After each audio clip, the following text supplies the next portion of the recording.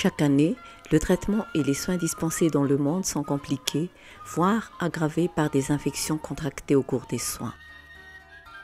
Les acteurs et actrices de la santé doivent relever les défis pour réduire ces risques d'infection.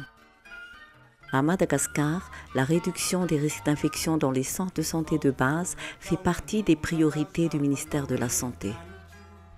L'AOI accompagne le ministère pour y rendre les soins plus sûrs et renforcer la formation des personnels de santé.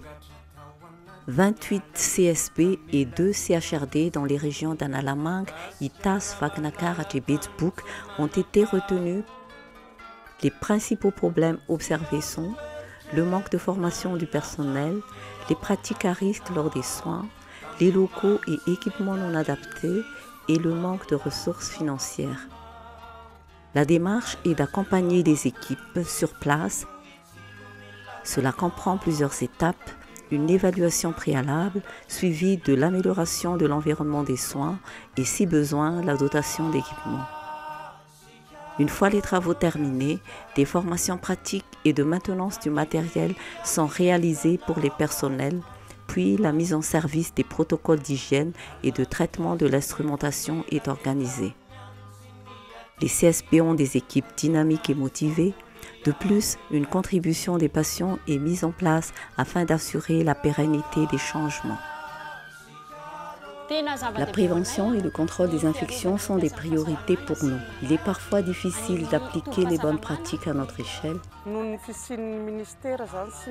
Nous sommes fiers de participer à la mise en place de CSP de qualité à Madagascar avec l'appui du ministère de la Santé et de l'AOI.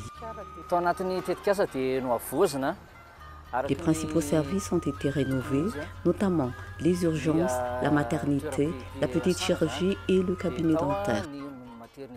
Aujourd'hui, le lavage des mains, le traitement de l'environnement et de l'instrumentation respectent des protocoles validés et reconnus. Enfin, la participation financière des patients permet d'acheter des consommables comme le savon ou les produits nécessaires au traitement de l'instrumentation. Les protocoles de prévention et de contrôle de l'infection entraînent un changement d'habitude important pour les personnels. La mise en place et le respect de procédures sont essentiels à la réussite du projet. Les changements de comportement prennent du temps pour s'ancrer dans la pratique quotidienne et nécessitent un suivi pour le maintien des résultats.